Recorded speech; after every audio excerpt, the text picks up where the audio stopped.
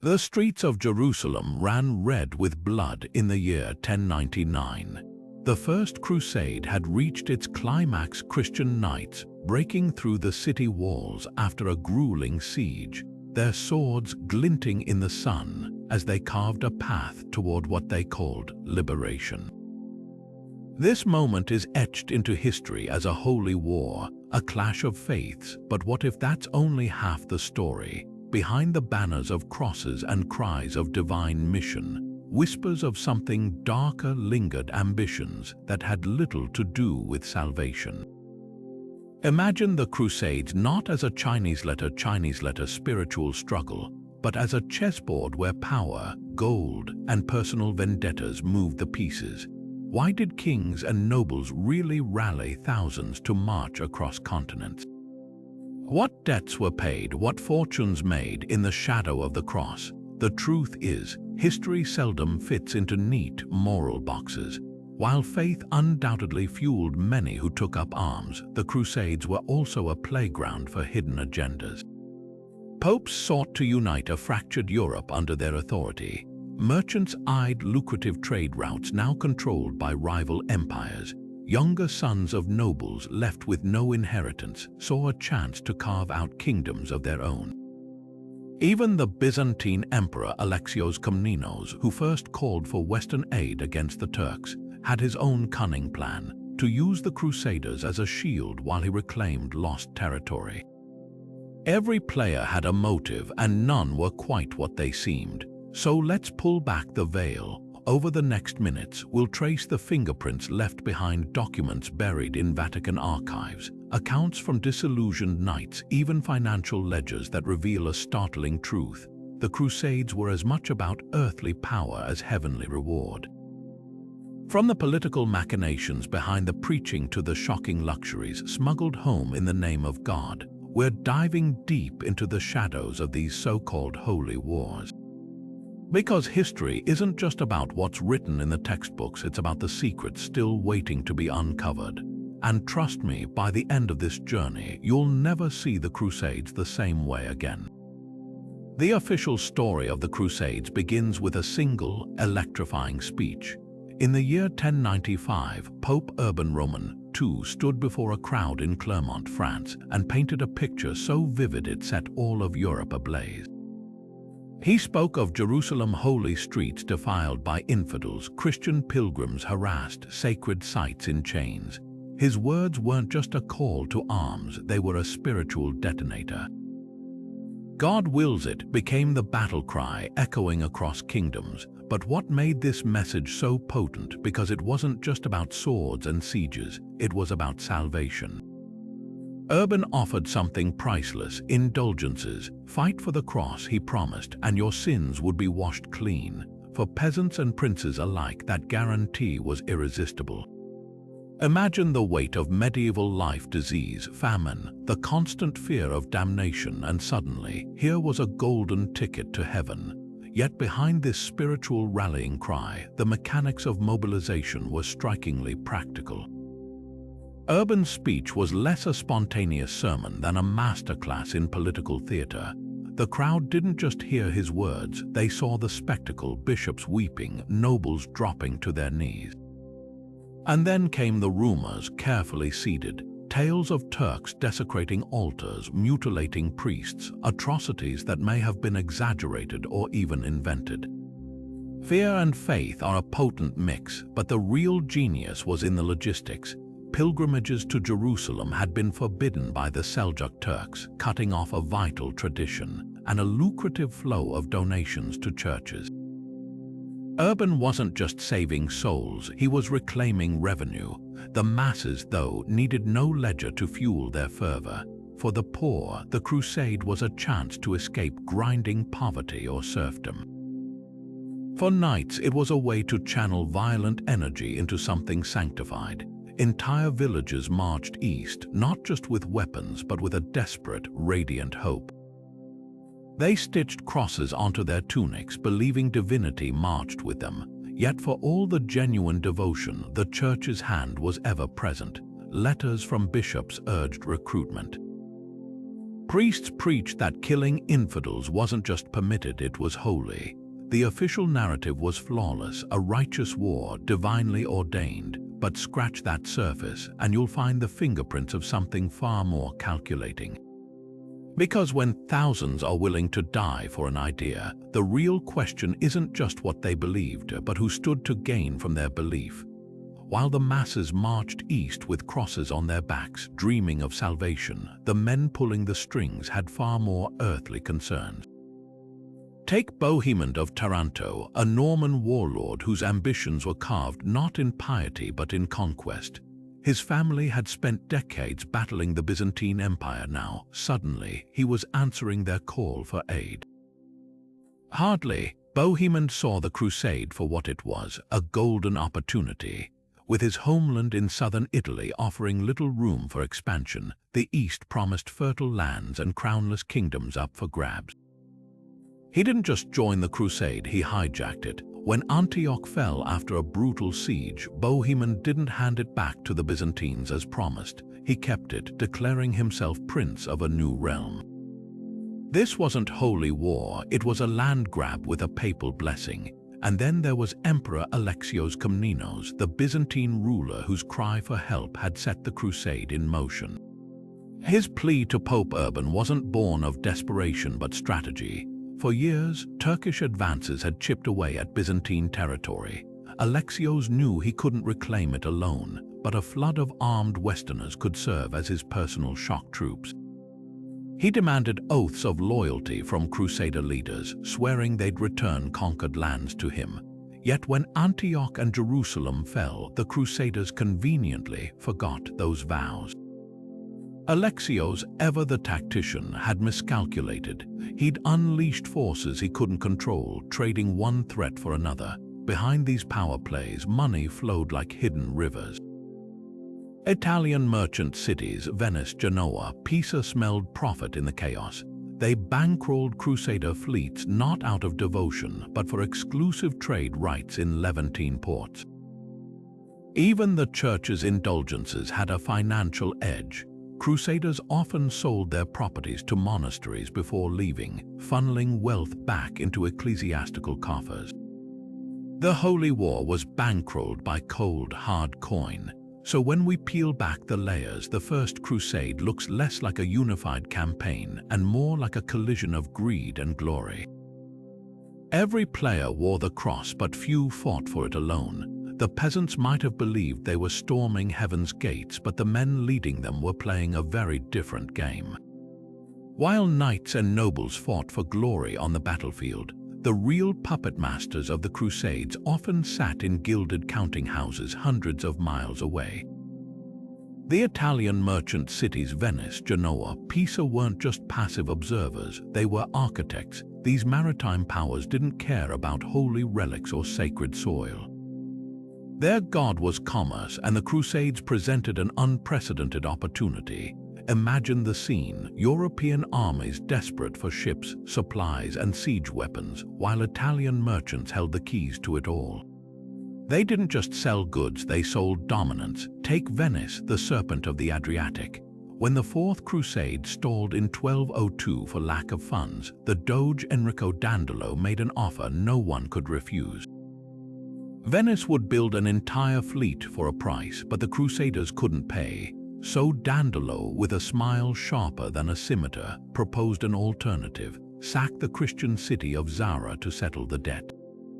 Then, when that wasn't enough, he steered them toward an even juicier target: Constantinople, the richest city in Christendom. The Crusaders, now more mercenaries than pilgrims, obeyed.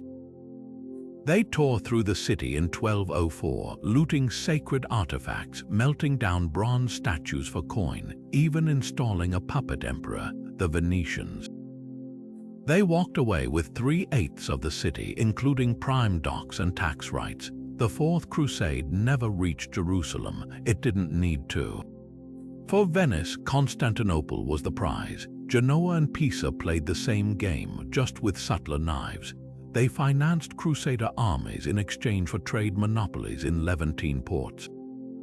Acre, Tyre, Jaffa. These became Italian colonies in all but name, where silk, spices, and slaves flowed into European markets at staggering markups. The Crusader states might have been ruled by kings, but their economies answered to Genos bankers and Pisan ship captains. Even the church turned a blind eye because these merchant republics also funded cathedrals and monasteries. Piety and profit weren't rivals, they were partners. And here's the bitter irony: the very trade routes the Crusades were meant to liberate from Muslim control ended up tightening Italian monopolies instead. Venetian galleys carried crusaders east, then returned stuffed with spices paid for in blood. The Italian cities didn't just exploit the Crusades, they weaponized them. By the time the dust settled, they controlled the Mediterranean's pulse, turning holy war into a business model. The knights may have worn the crosses, but the merchants counted the gold. Among the shadows of the Crusades, no group danced between piety and power quite like the Knights Templar. Founded in 1118 as humble protectors of pilgrims, they became medieval Europe's most formidable bankers, warrior monks with vaults deeper than kings' treasuries. Their rise was meteoric. Donations of land poured in from nobles seeking heavenly favor. Soon, Templar strongholds dotted the continent, from the rocky coasts of Portugal to the wheat fields of Champagne. But their true genius lay in an innovation that would change finance forever: letters of credit. Pilgrims could deposit gold in Paris and withdraw it in Jerusalem minus a tidy fee. The Templars didn't just guard wealth, they made it mobile. Yet whispers clung to their white mantles. Behind closed doors, rituals unfolded that would later fuel centuries of speculation. Initiates allegedly denied Christ 3 times, kissed their commander on the lips, and worshipped a mysterious idol called Baphomet. Were these accusations true or fabrications to justify their downfall? The truth may lie somewhere in between. The Templars were secretive by necessity, their operations shielded from rival lords and jealous monarchs. Their very independence made them dangerous. By the early 1300s, they answered to no king, only the Pope, and that's when the trouble began. King Philip IV of France, drowning in debt to the Templars, saw an opportunity. On Friday, October 13, 1307, a date that would curse superstition forever, he ordered a mass arrest of Templars across France. Charges of heresy, sodomy, and blasphemy were trumped up. Under torture, confessions flowed. Grand Master Jacques de Molay, burned at the stake, allegedly cursed Philip and the Pope from the flames, vowing they'd meet him before God within a year. Both men were dead within months. The Templars' gold, however, vanished. Some say it fled to Scotland, funding the rise of the Stuarts. Others claim it bankrolled explorers like Henry Sinclair, who may have reached America a century before Columbus. One thing's certain: their suppression wasn't about faith, it was about control. The Templars had become a state within a state, a network too powerful to tolerate. Their true heresy wasn't secret rituals, it was proving that money, not crowns, could rule the world. The story of the Children's Crusade is one of the most heartbreaking and misunderstood chapters in medieval history. In the summer of 1212, a French shepherd boy named Stephen claimed he'd received a divine vision. Children, pure of heart, would succeed where armored knights had failed. Without shedding blood, they would reclaim Jerusalem through faith alone. The idea spread like wildfire. Thousands of children, some as young as 6, left their homes clutching makeshift crosses, singing hymns as they marched toward the sea. It's a tale often painted as a poignant symbol of innocence, but peel back the layers, and you'll find something far darker.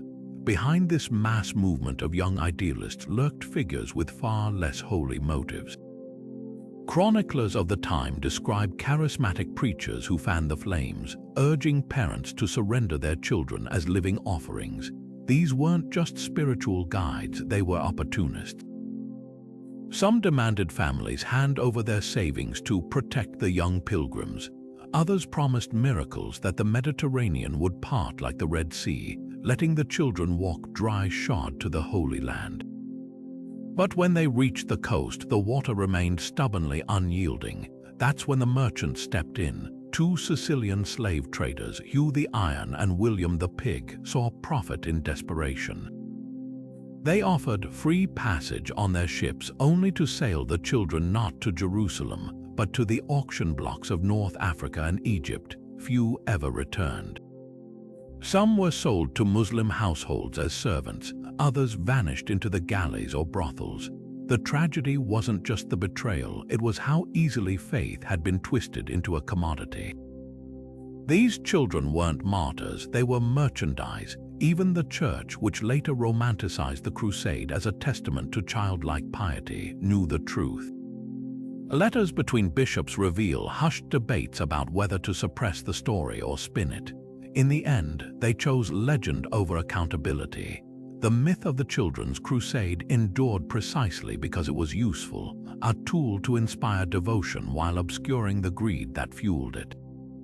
So what really drove these children to march? Hunger played its part. Crop failures had left many families starving. For others, it was escape from abuse or arranged marriages. And yes, some truly believed, but their trust was weaponized against them. The crusade wasn't wholly folly. It was a cautionary tale about how easily the vulnerable become pawns in someone else's game.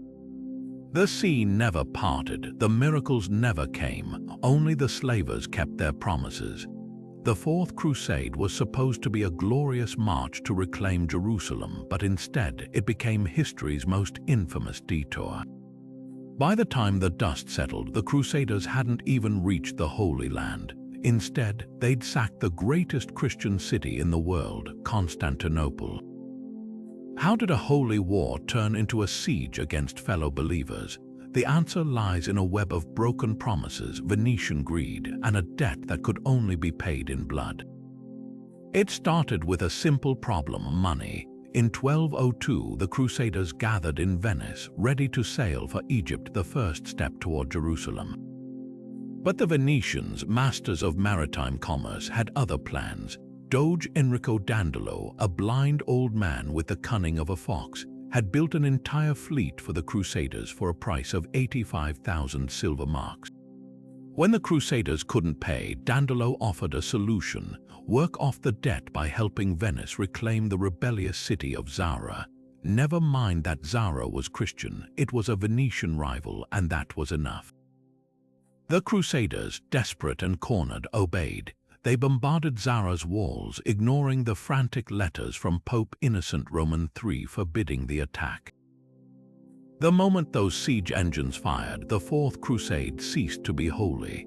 It became a mercenary operation, but Venice wasn't finished. Enter Alexios Angelos, a deposed Byzantine prince with a tantalizing offer. If the Crusaders helped him reclaim Constantinople's throne, he'd pay them 200,000 silver marks, more than enough to settle their debts, plus soldiers for Jerusalem. The temptation was too great. In 1204, the Crusaders arrived at Constantinople's towering walls, not as allies but as invaders. When Alexios's promises crumbled like cheap parchment, the Crusaders did the unthinkable. They stormed the city, unleashing 3 days of slaughter and pillage unlike anything Europe had seen. Churches were stripped of relics, libraries burned, and bronze statues melted down for coin. The Venetians seized priceless treasures: the 4 bronze horses of the Hippodrome, jewels, even a piece of the true cross, shipping them back to Venice as trophies. The real prize, though, wasn't gold, it was power. Venice walked away with 3/8 of Constantinople, including the docks that controlled Black Sea trade. The Doge, grinning behind his blind eyes, had turned a holy war into a corporate takeover. As for the Crusaders, they never saw Jerusalem. They'd been pawns in a game where faith was just another currency. And the greatest irony, the sack of Constantinople weakened Christendom so severely that when the Turks finally came knocking centuries later, there was no one left to stop them. The Fourth Crusade didn't just betray a city, it doomed the very cause it claimed to serve. In the sun-drenched hills of southern France, a different kind of crusade unfolded, one where the enemy wasn't Muslim warriors but fellow Christians. The Albigensian Crusade, launched in 1209, wasn't about reclaiming Jerusalem. Its target was the Cathars, a peaceful sect whose beliefs threatened the very foundations of medieval power. They rejected the Church's authority, denied the divinity of sacraments, and preached that the material world was evil. To Rome, this wasn't just heresy, it was an existential threat. But behind the cries of religious purity, another agenda simmered: the French crown's hunger to dominate the fiercely independent South. Languedoc, the Cathars' heartland, was a world apart from northern France. Its cities thrived with trade, its nobles answered to no king, and its culture blended Provençal poetry with Arabic learning from nearby Spain. Toulouse, Béziers, Carcassonne, these weren't just towns, they were centers of resistance against Paris and Rome. The Cathars, with their emphasis on simplicity and equality, found fertile ground here. They didn't need cathedrals or popes. Their perfecti ministers lived among the people, weaving spirituality into daily life. To the Church, this was democracy in the worst possible form, faith without hierarchy. Enter Pope Innocent Roman III, a man who saw heresy as a crack in the dam of Christendom. If left unchecked, it could flood Europe with dissent, but his call for crusade found eager ears not just in Rome but in Paris. King Philip Augustus, though officially neutral, quietly supported the northern barons who marched south. Why? Because Languedoc's wealth was legendary. Its vineyards, textile workshops, and silver mines fueled trade from Barcelona to Genoa. By painting the Cathars as devil worshippers, the Church gave Philip's nobles the perfect excuse to grab land. The brutality that followed shocked even medieval chroniclers. At Béziers, when Crusader commander Arnaud Amaury was asked how to distinguish Cathars from true believers, he allegedly snarled, "Kill them all." God will know his own. The city burned, its people massacred. Carcassonne fell next, its lord dragged away in chains. Simon de Montfort, a northern baron with dreams of a southern fiefdom, became the Crusades' hammer, burning heretics by the hundreds. But look closer and the pattern emerges. Every slaughtered Cathar was followed by a seized vineyard, every executed noble by a redistributed title. By the time the Inquisition finished the job decades later, Languedoc was no longer a land of troubadours and free cities. It was French soil, its wealth flowing north, its once vibrant culture smothered under royal decrees. The Albigensian Crusade wasn't just a war on heresy, it was the birth of a centralized France. And the Cathars, their real crime wasn't rejecting sacraments, it was proving that power could be challenged without swords, until the swords came for them. While Jerusalem and Constantinople burned, another Crusader order was quietly building an empire in the frozen north. The Teutonic Knights began as a humble hospital brotherhood during the Siege of Acre, but within a century, they'd transformed into something far more ambitious: conquerors wielding crosses as land deeds. Their battleground wasn't the Holy Land but the dense forests and marshlands of Prussia, a region ripe for conversion. Here, the rules of crusading twisted into something darker, not liberation but eradication. Pope Gregory Roman IX gave them their holy license in 1230, issuing the Golden Bull of Rimini. On paper, it authorized the knights to protect Christian converts from pagan Lithuanians and Baltic tribes. In practice, it was a blank check for conquest. The Teutonic Order didn't just fight pagans, they erased them. Entire villages were given a brutal choice: baptism or the sword. Those who resisted saw their sacred oak groves worship sites for perkunas, the Baltic thunder god chopped down and replaced with stark stone fortresses. These weren't just strongholds, they were the seeds of a new state. Marienburg, the Order's colossal headquarters, rose from the mud like a warning: gods will came with German stone and steel. The knights justified their brutality with chilling logic. To them, the Baltic pagans weren't just unbelievers, they were subhuman, their lands terra nullius, empty territory waiting for Christian hands. Chroniclers of the order wrote of Prussians as devil worshippers who drank the blood of priests, lies that made slaughter palatable. But follow the money trail and another truth emerges. The Teutonic state became a machine for resource extraction. Amber, timber, grain all flowed west to feed the growing cities of the Hanseatic League. German settlers flooded in, displacing native Prussians in a slow-motion genocide masked as divine mission. What made the Teutonic campaigns different from other crusades was their permanence. In the Levant, Crusader kingdoms rose and fell like tides, but in Prussia, the knights built to last. They organized territory into commanderies, each a self-sufficient node of power. Roads cut through ancient hunting grounds, mills harnessed rivers that once bore pagan offerings. Even their battle tactics reflected this cold efficiency. They pioneered winter crusades, attacking when Lithuanian rivers froze solid, turning natural barriers into highways for their war machines. By the 14th century, the Teutonic state was a European power, hosting lavish tournaments where French and English knights came to earn their stripes against the heathen. But the cracks were showing. At the Battle of Grunwald in 1410, a united Polish-Lithuanian force shattered the order's myth of invincibility. The writing was on the wall. Crusading zeal couldn't sustain an empire built on stolen land. The Teutonic knights had turned faith into feudalism, and now the conquered wanted revenge. Their legacy lingers in the very map of Europe, proof that the Crusades weren't just about reclaiming holy sites. Sometimes they were about building new ones atop the bones of the vanquished. The Crusades didn't just reshape maps, they rewrote the rules of power. At the heart of this transformation sat the popes, not as mere spiritual leaders, but as master tacticians playing chess with crowns. When Urban Roman II launched the First Crusade, he wasn't just offering salvation, he was testing a radical idea that a pope could command kings, and it worked. Nobles who'd never bowed to Rome suddenly knelt for blessings before marching east. This wasn't piety, it was politics. By controlling access to indulgences and crusader titles, the papacy turned faith into a lever strong enough to move empires. Take Innocent Roman III, arguably the most politically gifted pope of the medieval era. When he called the Fourth Crusade, he didn't just preach, he orchestrated. Bishops became recruiters, collecting vows and taxes. Kings who hesitated found their realms placed under interdict, stripping them of sacraments until they complied.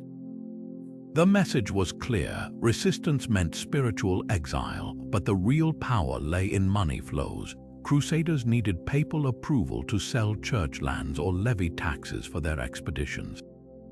Every ducat passed through Rome's hands first, turning the Vatican into the ultimate medieval bank.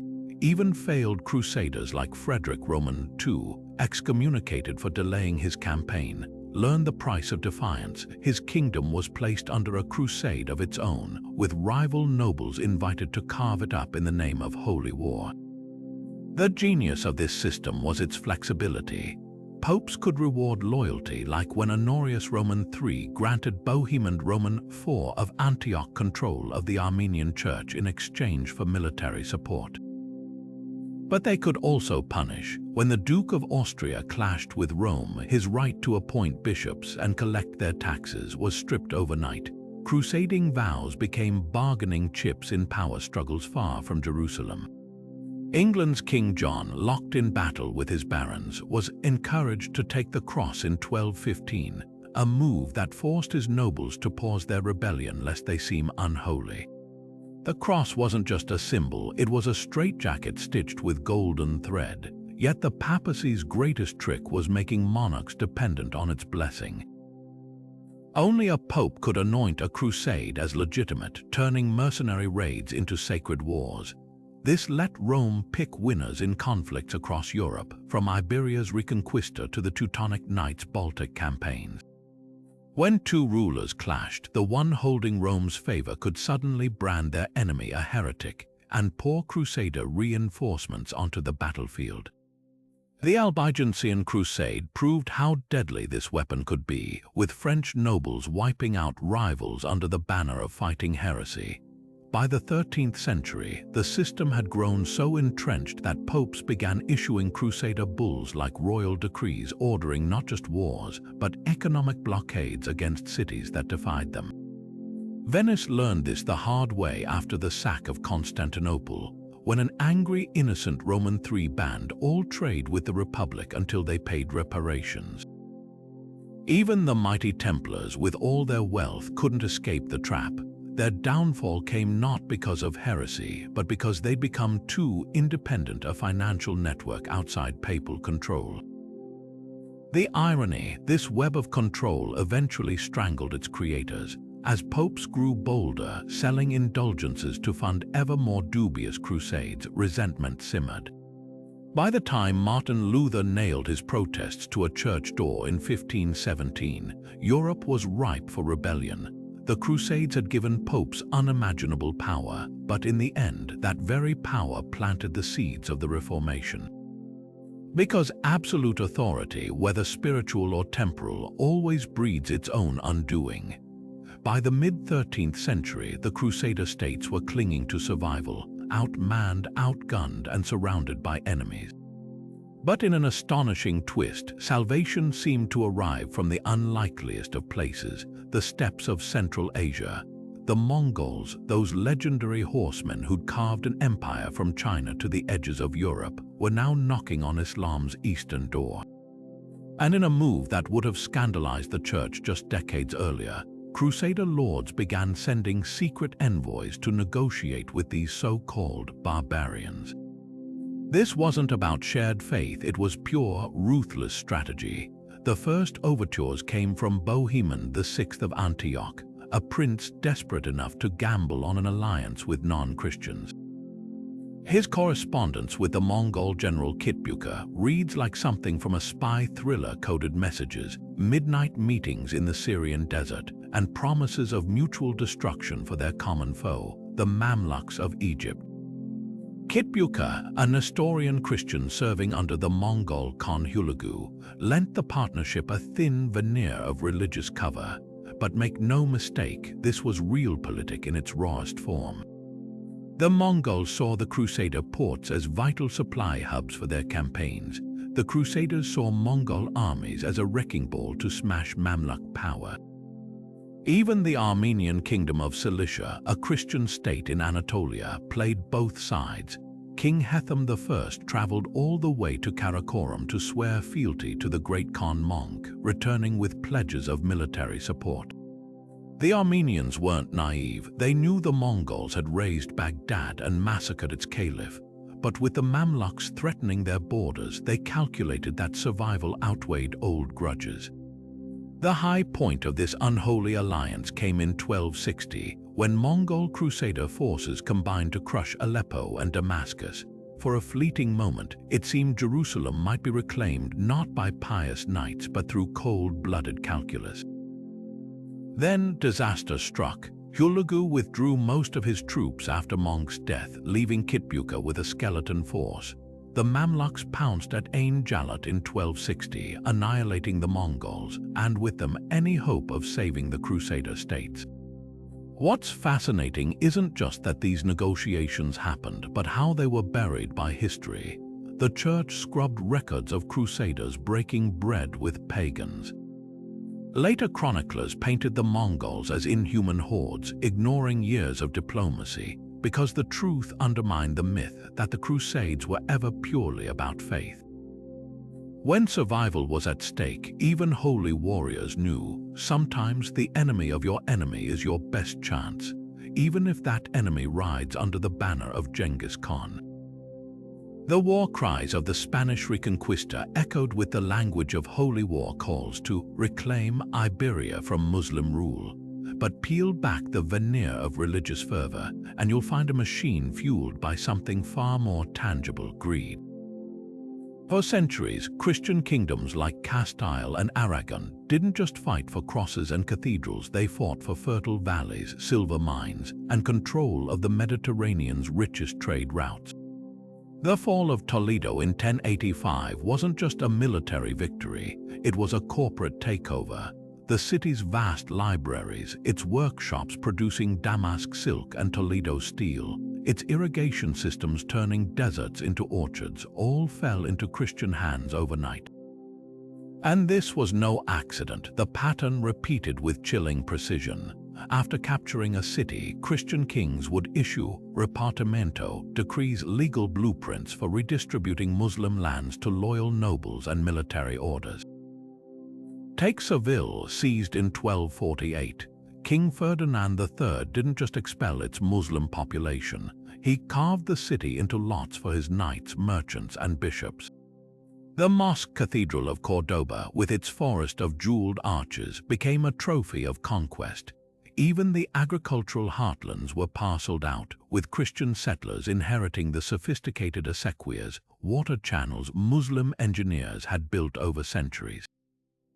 This wasn't just war, it was a hostile merger, but the real prize lay in demographics. Muslim and Jewish artisans dominated industries from textile dyeing to medicine.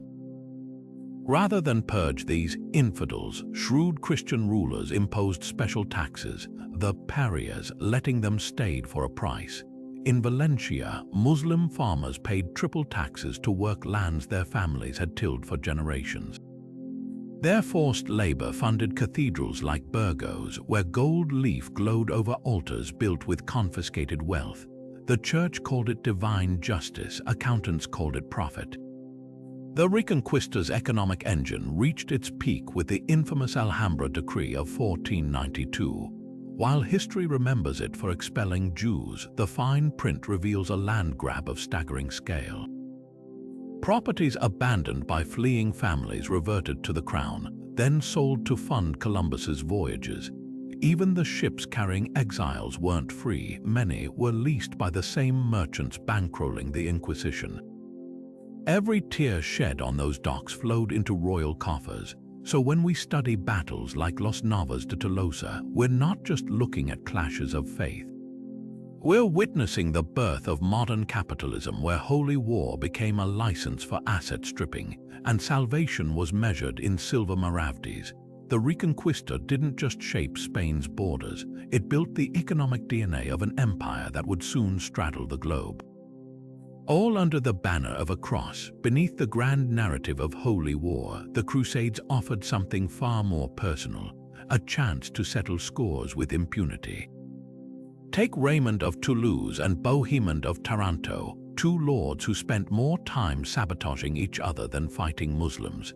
Their feud began years before the First Crusade, when Bohemond's Norman family seized lands Raymond considered his birthright. By the time they reached Antioch, their rivalry had turned the campaign into a deadly game of thrones.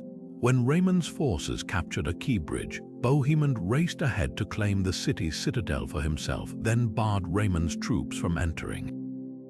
For weeks, as the Crusaders starved outside the walls, these two men jockeyed for position, each refusing to share supplies unless the other surrendered their claim to Antioch. The siege nearly collapsed because of their pettiness. In the end, Bohemond won not through divine favor, but by sneaking a traitor into the city who unlocked the gates under cover of darkness. Raymond never forgave him. Then there was Conrad of Montferrat, a noble whose grudges shaped the fate of kingdoms. Arriving in the Holy Land years after the First Crusade, he didn't bother hiding his disdain for Guy of Lusignan, the inept king who'd lost Jerusalem to Saladin. When Guy was captured and later released, Conrad refused to acknowledge his authority, seizing Tyre and declaring it his own fiefdom. Their feud split the Crusader ranks at the worst possible moment, while Saladin's armies regrouped. At one point, Conrad even opened secret negotiations with the Muslim leader, offering to become his vassal if it meant undermining Guy. The church was aghast, but Conrad didn't care. His vendetta wasn't just personal, it was existential. To him, Guy's incompetence had already doomed their cause. Why not carve out his own power base, even if it meant playing both sides? Even siblings turned the crusade into a battlefield of old wounds. Baldwin of Boulogne and his younger brother Godfrey spent years feuding over their father's inheritance back in Europe. When they reached the Holy Land, their rivalry took on deadly new stakes. After Baldwin was crowned King of Jerusalem, he systematically stripped Godfrey's supporters of lands and titles. At one point, he even accused Godfrey's closest ally of treason, a charge that conveniently ended with the man's execution. The message was clear: family bonds meant nothing when crowns were at stake. What makes these vendettas so revealing is how openly they played out. Chroniclers of the time barely bothered to disguise them, writing of nobles who bore the cross upon their shoulders but spite within their hearts. The Church, for all its preaching of unity, often turned a blind eye so long as the infighting didn't derail the larger mission. Because here's the cynical truth: rivalries kept the Crusades going. Ambitious nobles needed enemies to oust, rivals to humiliate, and grievances to avenge. Without these personal stakes, many would have sailed home after the first victory. The Holy War didn't just tolerate vendettas, it thrived on them. The gleaming armor, the noble vows, the courtly love. Modern tales paint medieval knights as paragons of chivalry, their swords wielded only in defense of the weak. But crack open the chronicles of the Crusades, and a far darker truth bleeds through the parchment. These weren't just holy warriors, they were mercenaries with crosses stitched onto their surcoats, their brutality often outpacing the very infidels they claimed to fight. Take the sack of Zara in 1202. Here, Crusaders, the same men who'd knelt for blessings, reduced a Christian city to rubble because Venice told them to. Walls that had stood for centuries crumbled under their siege engines. Churches became stables, their altars smashed for hidden gold.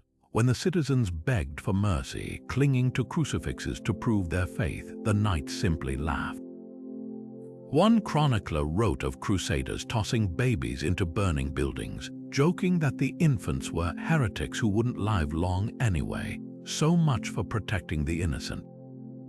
Even the celebrated Richard the Lionheart, that golden boy of Crusader lore, had blood on his hands that had nothing to do with Saladin. After capturing Acre in 1191, Richard ordered the execution of nearly 3,000 Muslim prisoners, men, women, and children, when ransom negotiations stalled. His excuse: he couldn't afford to feed them. Yet this same king would later pen troubadour poems about honor and grace. The hypocrisy wasn't just personal, it was systemic. Knights who swore oaths to protect pilgrims routinely robbed them blind on the roads to Jerusalem. The Templars, those famed warrior monks, operated toll bridges where pilgrims paid exorbitant fees or faced armed guards denying passage. And then there were the internal betrayals. During the siege of Antioch, crusading lords hoarded food while their own soldiers starved. When a group of peasants desperate from hunger tried to sneak into the nobles' quarter to steal grain, they were hanged as thieves. The same commanders who preached unity during Mass were caught bribing each other's troops to defect. In one infamous incident, Bohemond of Taranto paid a Turkish emir to attack his rival Raymond's supply lines, sacrificing Christian lives to settle a grudge. The romantic myth of chivalry crumbles under these accounts. These men weren't Galahads in shining armor, they were warlords with good PR. Even their famed courtly love often masked predation tales of knights rescuing damsels conveniently ignore how many noblewomen were abducted for dowries or political leverage. The Church's solution: spin the violence into virtue. Chroniclers recast massacres as divine judgments, and looting became the spoils of holy war. The truth was simpler: the Crusades didn't elevate knighthood, they revealed it for what it always had been, a license to take wrapped in the finery of faith. The Crusades weren't just fought with swords and siege engines, they were bankrolled by an elaborate system of spiritual extortion. At the heart of this financial machine lay indulgences, a medieval twist on war bonds that turned salvation into a commodity. The Church's pitch was brutally effective: donate to the holy war and your sins, or your loved ones suffering in purgatory, would vanish like morning mist. It wasn't just forgiveness being sold, it was divine insurance. A peasant might pledge a few coins for a scrap of parchment, guaranteeing his dead mother's soul a shorter stay in the afterlife. A noble could empty his coffers to erase a lifetime of battlefield atrocities.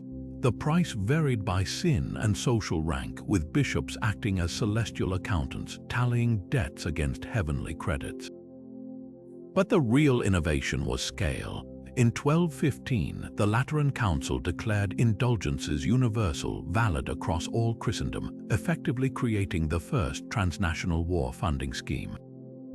Preachers fanned out across Europe like medieval bond salesmen, their sermons punctuated with horror stories of Jerusalem's desecration. Collection boxes, often shaped like miniature churches, appeared in every parish. Some even came with slots labeled "for the Holy Land," making donations feel like direct deposits to God.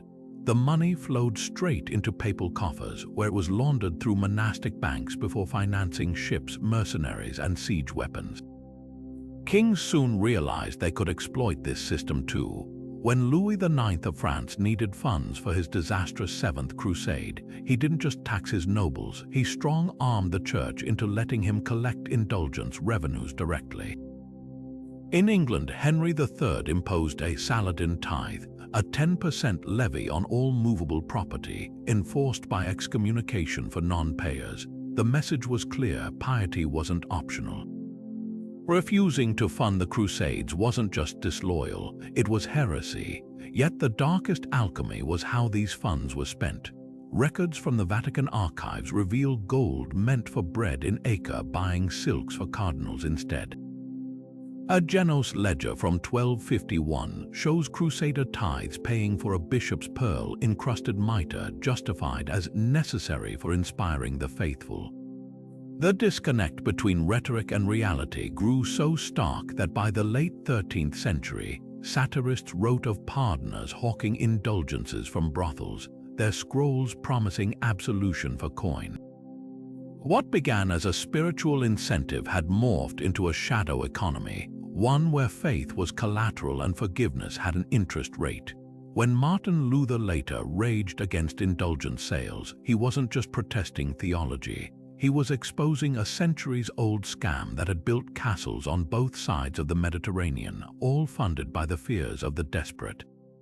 The Crusades didn't just reshape maps, they invented modern profiteering wrapped in the robes of divine will. When the Crusaders battered open Constantinople's gates in 1204, they didn't just see a city, they saw a treasure chest waiting to be pried apart.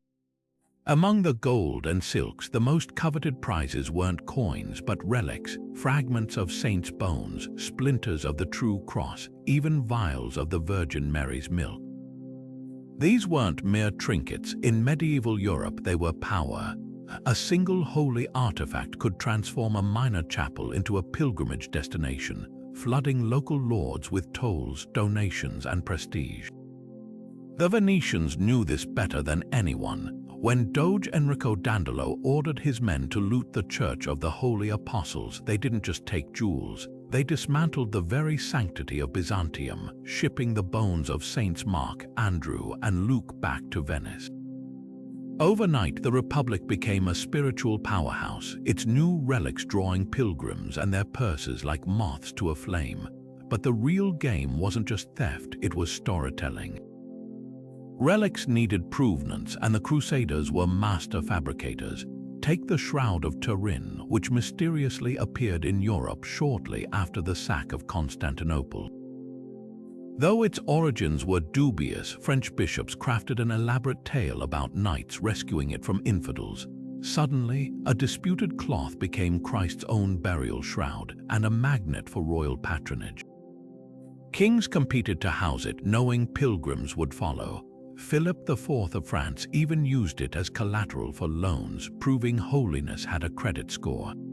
The political alchemy was undeniable. When Baldwin II, the cash-strapped Latin emperor of Constantinople, sent the crown of thorns to Paris in 1239, Louis IX built Sainte-Chapelle, a jewel box chapel costing twice his annual revenue just to hold it. The message: France wasn't just a kingdom, it was New Jerusalem.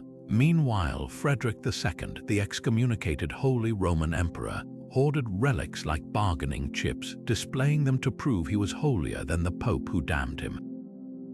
Yet the darkest irony lay in the trade routes these relics forged. Churches in Cologne claimed to have the bones of the three magi, pilfered from Milan by a German archbishop. Their shrine became so wealthy, local bankers used it as a deposit vault, blurring the line between altar and ledger. Even the Knights Templar got in on the action, selling authentic splinters of the cross to nobles terrified of damnation. Many were just slivers of ordinary wood, but faith made them priceless. By the 14th century, Europe was drowning in holy objects, so many that satirists joked every town had a vial of Christ's tears and 3 fingers of John the Baptist. But the joke masked a truth. The Crusades hadn't just redistributed wealth, they'd commodified the divine. A relic wasn't just proof of piety, it was a deed to power stamped with heaven's seal. And in that holy market, even salvation had a price tag. The Kingdom of Jerusalem, that fragile jewel of Outremer, was rotting from the inside long before Saladin's armies arrived at its gates. Behind the grand cathedrals and noble proclamations, the Crusader nobility waged petty wars over titles, trade rights, and slights older than the conquest itself. Take the scandal of Queen Melisende and her son Baldwin III. When Baldwin came of age, his mother refused to surrender power, plunging the kingdom into civil war in 1152. Crusader knights sworn to defend Christ's tomb found themselves burning Christian villages in Judea, each side starving Jerusalem's defenses to feed their private armies. The conflict only ended when Baldwin besieged his own mother in the Tower of David, forcing her to surrender Nablus as a personal fiefdom. Such was the state of holy rule, a son taking his mother's cities at sword point while Turkish armies gathered beyond the borders. Meanwhile, the merchant classes thrived on hypocrisy. In Acre's bustling markets, Venetian and Genoese traders sold advanced siege weapons to Muslim emirs, sometimes the same engines later turned against Crusader castles. The military orders, supposedly Christendom's purest warriors, were no better. The Hospitallers and Templars ran protection rackets, demanding tribute from pilgrim caravans they were sworn to defend. A knight's vow meant little when a fat purse of bezants could buy safe passage, or a rival's assassination. Chroniclers wrote of Templar masters dining on gold plates while local militias starved, their castle storerooms bursting with grain held for speculative prices. The final unraveling came with Guy of Lusignan, a king so reviled his own barons sabotaged him. When Saladin besieged Tiberias in 1187, Raymond of Tripoli, Guy's rival, secretly advised the Sultan to provoke a foolish attack.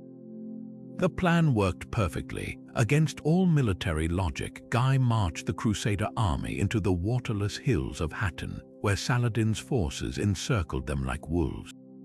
Raymond himself slipped away before the trap closed, leaving his enemies and thousands of loyal soldiers to perish in the July heat.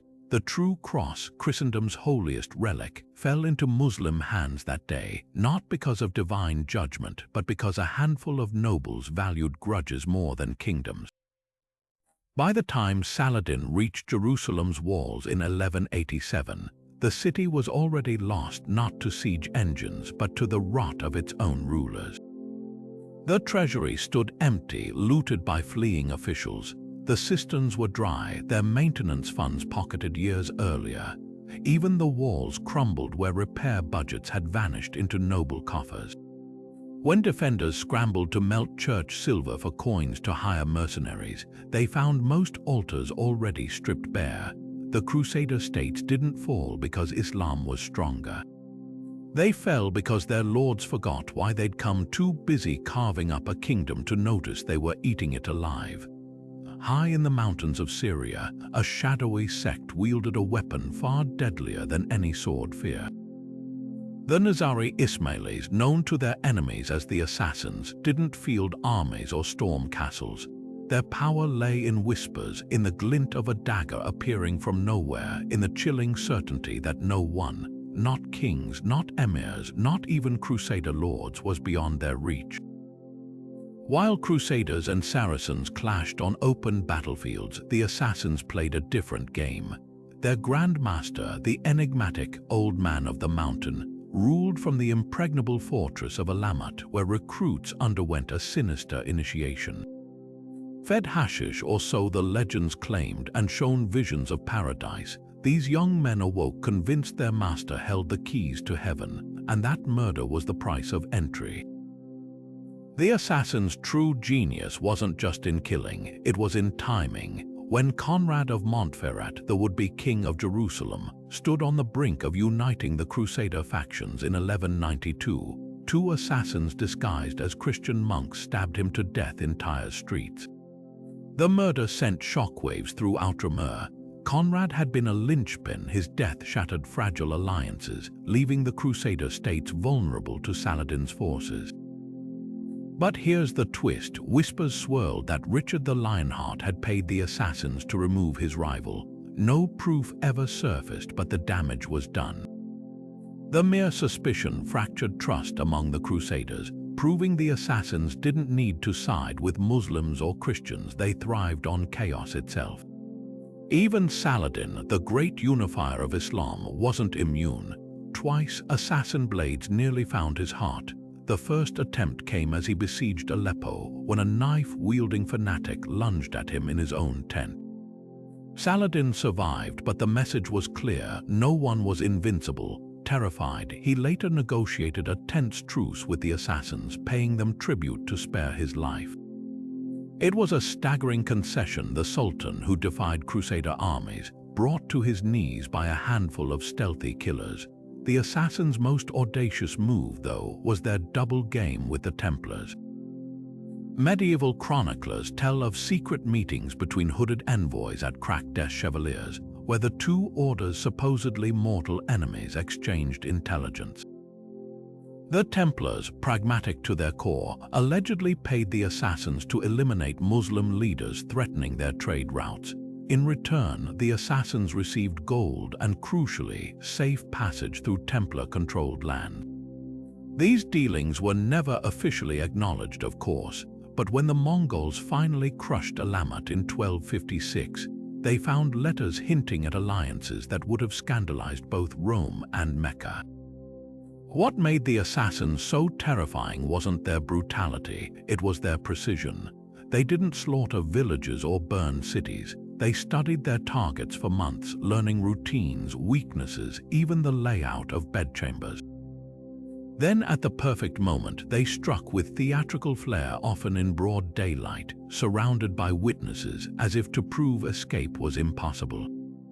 Each murder was a performance designed to paralyze enemies with dread long after the blade had struck. In the end, the assassins proved that real power in the Crusades didn't always ride under fluttering banners. Sometimes it lurked in the shadows, waiting for the perfect moment to step forward and change history with a single, well-placed thrust. Elena of Aquitaine rode into the Second Crusade not as a meek pilgrim, but as a queen with her own army. At her side, 300 armored noblewomen and their vassals, a retinue so formidable they became known as the Amazons of Aquitaine. This wasn't just pageantry, it was a power play. While her husband, Louis VII of France, stumbled through failed sieges in the Holy Land, Elena was forging alliances with Byzantine diplomats, trading Provençal wine for intelligence on Turkish troop movements. By the time they reached Antioch, whispers swirled that she and her uncle, Prince Raymond, were plotting to seize the Crusades' reins. Whether true or not, the scandal exploded when Elena demanded an annulment mid-campaign, a move that shattered French morale and ultimately redrew Europe's political map. Other noblewomen wielded influence through subtler, deadlier means. Melisende, Queen of Jerusalem, didn't just inherit the throne, she defended it with bureaucratic brilliance. When her husband Fulk tried sidelining her, she turned the palace into a battleground of parchment. Court appointments mysteriously favored her allies. Tax revenues from Acre disappeared into loyal barons' coffers. Even the church's letters supporting Fulk found themselves delayed by Melisende's network of abbesses running scriptoria across Outremer. By the time Fulk died in a suspicious hunting accident, Melisende had cemented control so thoroughly that her son Baldwin had to launch a civil war to wrest power from her, and even then she kept ruling Nablus as an independent fief until her death. Then there were the women who mastered the art of the dagger in the dark.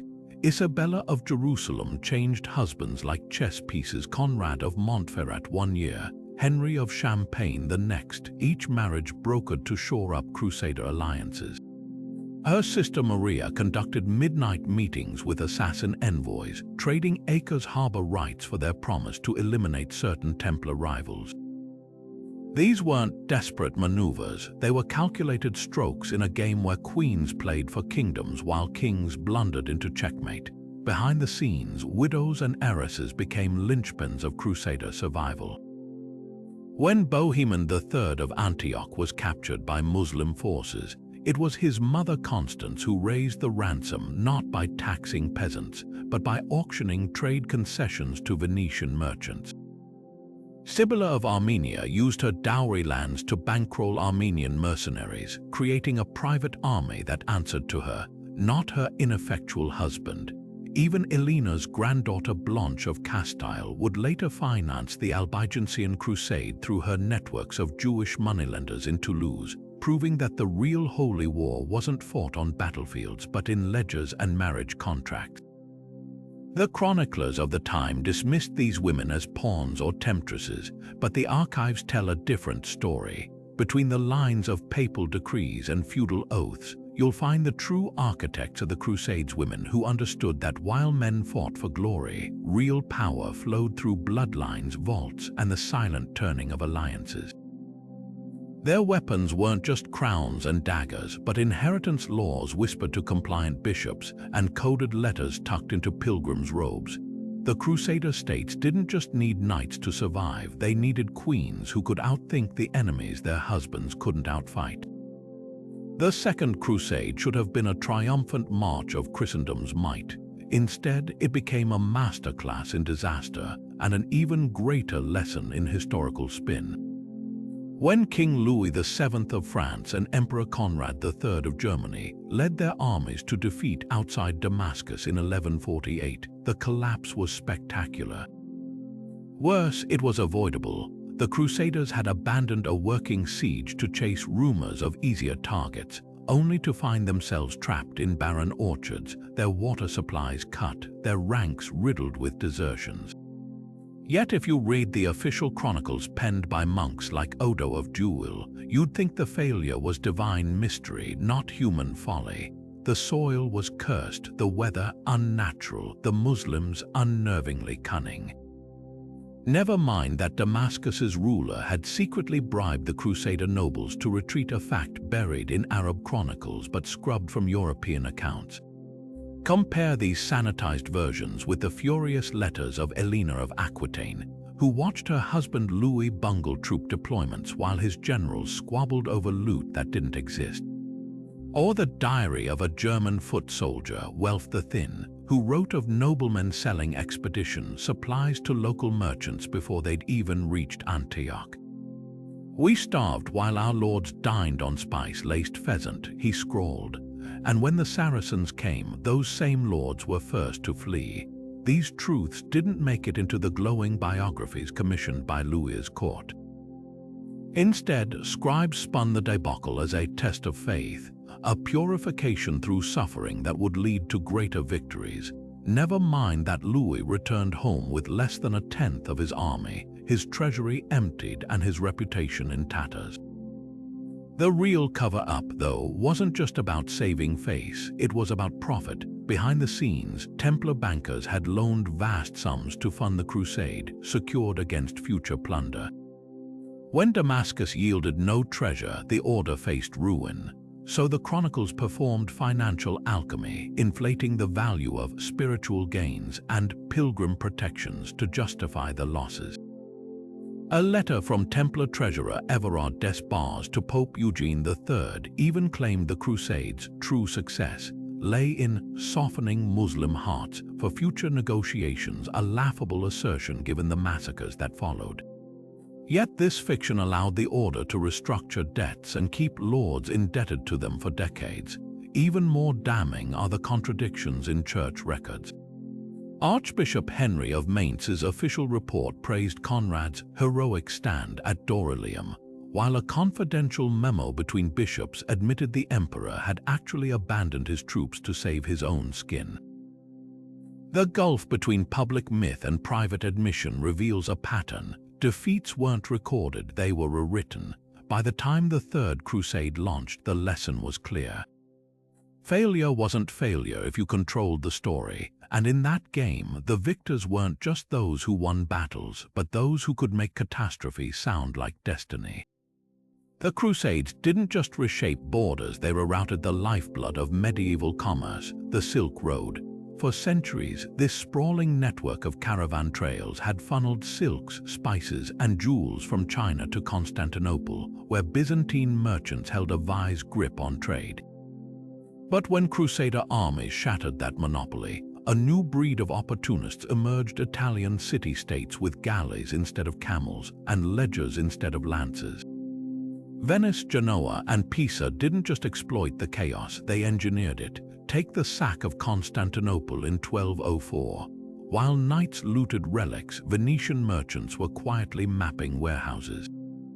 They knew the real treasure wasn't gold, it was trade contracts. Within months, Venice controlled key ports along the Aegean, strangling Byzantine customs revenue. Genoa responded by cutting deals with Crusader lords in Antioch, securing tax exemptions that undercut Venetian prices. These weren't just business rivalries, they were economic warfare fought with ink and bribes instead of swords. The Silk Road's overland routes, once dominated by Armenian and Persian middlemen, now detoured through Italian-controlled harbors. A bolt of Chinese silk that once took a year to reach Europe via camel trains could now arrive in months aboard Genoa's ships for triple the price. The Italians' true innovation was turning holy war into a shipping monopoly. When the Crusader states needed grain, they bought it from Pisan traders at inflated rates. When Muslim emirs demanded European wool, Venetian middlemen took hefty cuts. Even the Templars relied on Italian banks to transfer funds across the Mediterranean, paying exorbitant fees. The Crusades had unwittingly birthed globalization's dark twin, a system where faith masked profiteering. By the 13th century, the balance of power had flipped entirely. Mongolian Khans, heirs to Genghis Khan's empire, sent emissaries not to Constantinople but to Genoa, begging for alliances against the Mamluks. The Pope himself borrowed from Sinese moneylenders to fund new crusades, mortgaging church silver to the very merchants profiting from the wars. The Silk Road hadn't just been redirected, it had been reinvented as a machine for European profit, built on the ruins of Byzantine and Muslim middlemen. And when the Black Death swept along those same trade routes in 1347, it was Italian ships that unwittingly carried the plague, a grim reminder that in the game of commerce, even the winners weren't safe from the chaos they'd unleashed. The ink of medieval chroniclers was as potent as any crusader's sword, perhaps more so. While knights fought for cities, scribes fought for memory, crafting narratives that would echo through centuries. Take the Gesta Francorum, an anonymous account of the First Crusade written by a soldier in Bohemond's army. Its pages pulse with divine intervention, angels guiding arrows, saints parting enemy ranks, miracles justifying every massacre. Compare that to the private diary of Raymond of Aguilers, who confessed in trembling script how crusaders roasted Muslim children on spits during the sack of Jerusalem. Both men witnessed the same events, one wrote for God's glory, the other for his own tortured conscience. Troubadours spun these contradictions into gold.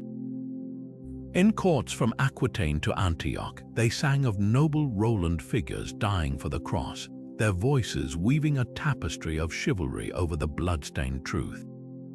Bertrand de Born's verses painted war as a lover's game, all gleaming helms and courtly sacrifice. But listen closer, and you'll catch the quiet desperation of lesser-known minstrels like Père Vidal, who muttered of lords who came east with crosses and left with coffers. Their songs were propaganda wrapped in melody, designed to recruit fresh waves of idealists while absolving patrons of their butchery. The church perfected this alchemy. Monastic scriptoria became factories of selective memory, where scribes like William of Tyre edited out inconvenient truths. His chronicle omits the Crusader massacre of Rhineland Jews, a prelude to the Holy Land campaigns, while exaggerating Saladin's cruelties tenfold.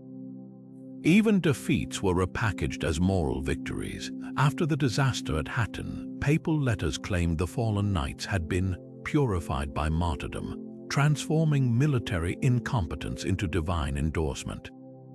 Yet the cracks show in unexpected places. A merchant's ledger from Marseille records payments to a troubadour for songs of Antioch's glory, followed by a scribbled note, ensure no mention of the famine. A knight's unsigned letter home describes watching his commander sell siege engines to the Turks, adding bitterly, "So much for holy war." These fragments, buried in archives, reveal the machinery of myth, making the way a blade's brutality could be laundered into legend with enough parchment and piety.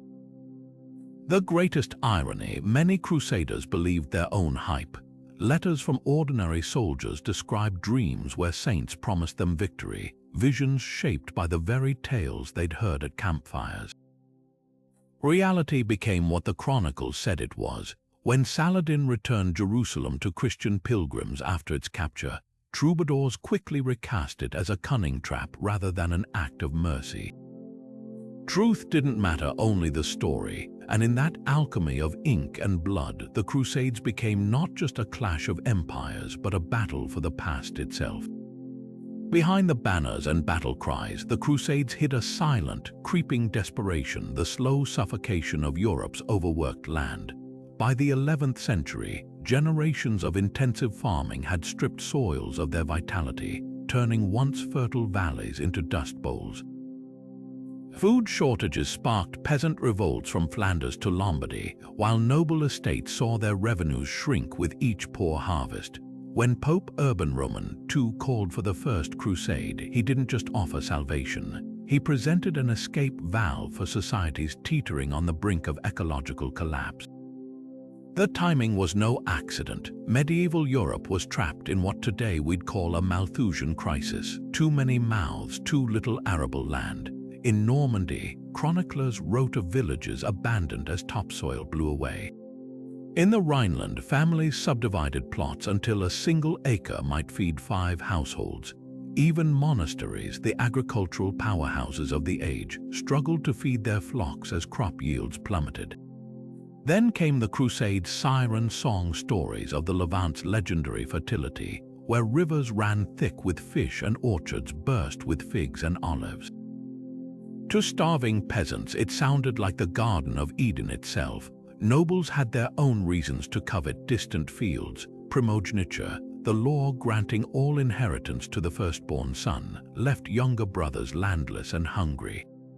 For these knights, outre-mer wasn't just a spiritual quest, it was real estate speculation with God's blessing. When Bohemond seized Antioch, he didn't just claim a city, he took control of the surrounding breadbasket, where wheat grew so plentifully that Byzantine tax records called it the Golden Triangle. His followers, many of whom had been penniless second sons back home, suddenly became landlords overseeing vast olive presses and granaries. The environmental spoils weren't limited to food. Deforestation in Europe had made timber a luxury, yet Lebanon's famous cedar forest stood untouched. Crusader ships returned to Venice and Genoa laden not just with silk, but with oak beams so massive they rebuilt entire cathedral roofs. In Cyprus, Frankish settlers discovered copper mines that funded kingdoms, while sugar plantations in Jordan became medieval cash crops, worked by enslaved Muslims and exported at staggering profits. Even the church's rhetoric subtly acknowledged this resource hunger. Preachers described the Holy Land as flowing with milk and honey, a phrase lifted straight from biblical descriptions of Canaan, the original land of plenty promised to the Israelites. The parallels were deliberate. Just as Moses led his people from scarcity to abundance, the Crusades offered deliverance from Europe's dying fields. but the cruelest irony. The Crusaders' own practices replicated the environmental sins they'd fled. In Palestine, Frankish lords introduced heavy plows designed for northern soils, inadvertently accelerating erosion in the fragile Levantine earth. Goats brought from Provence overgrazed native vegetation, while sugar refining operations polluted rivers with mill waste. Within generations, parts of the Crusader states faced the same soil exhaustion that had plagued their homelands, proof that conquest can't outrun ecological consequences. This overlooked dimension reshapes how we see the Crusades. Beneath the veneer of holy war, it was also a desperate scramble for resources, one that would echo centuries later when European empires again sailed forth, this time not for Jerusalem, but for the fertile shores of the New World. The hunger that launched 1,000 ships wasn't just for gold or glory, but for something far more basic, land that could bear life instead of dust.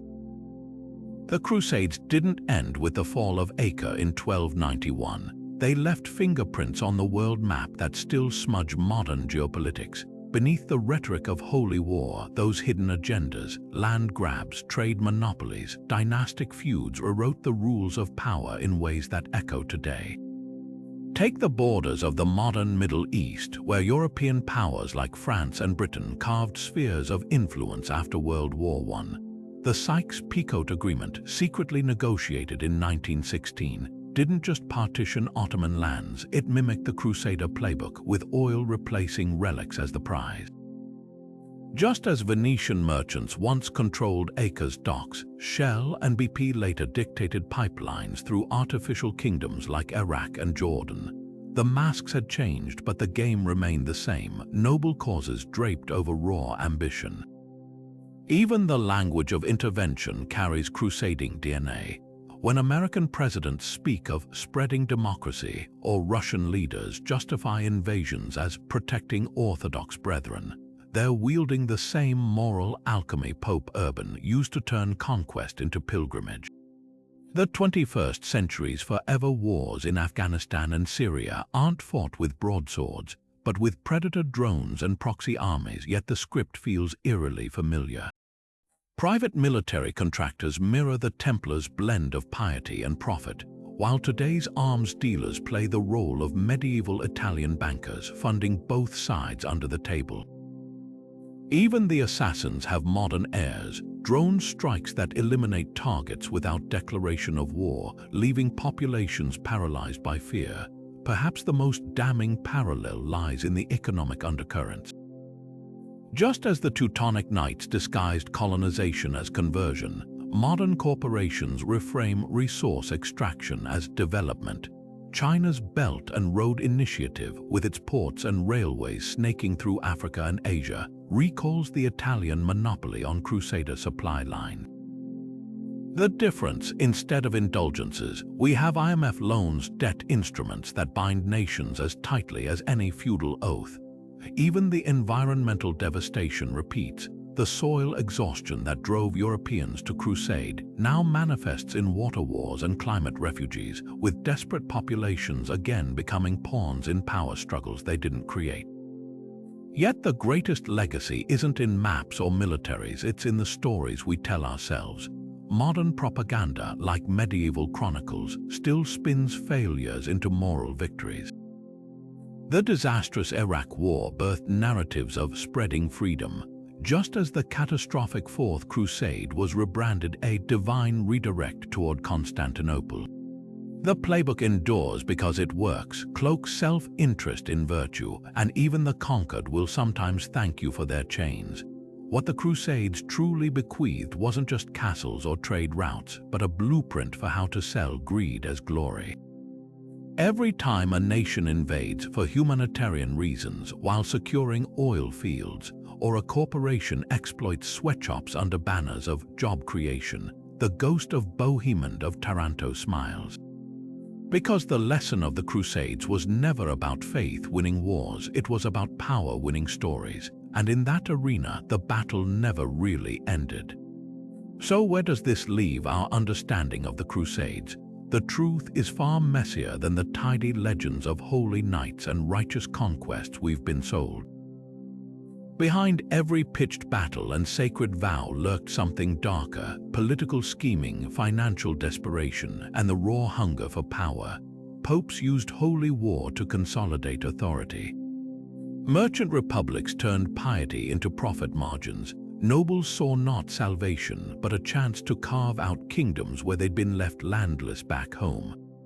Even the Church's promise of indulgences, those golden tickets to heaven, was little more than spiritual extortion, funding wars while preachers pocketed the proceeds.